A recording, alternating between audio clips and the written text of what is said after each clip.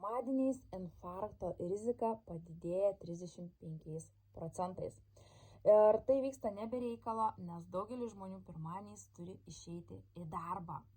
Ir kaip bebūtų gaila, daugelis iš jų nemėgsta to savo darbo. Tad jeigu ir tu jauti sveikatos pablogėjimą, kai turi išeiti į darbą, tai reikėtų pradėti kažką gyvenime keisti. Ir aš nesakau, kad drastiškai dabar turi išeiti iš darbo, mesti savo darbą ir panašiai, nes visgi tau reikia pragyventi, susimokėti mokesčius ir visa kita, kam reikia pajamų.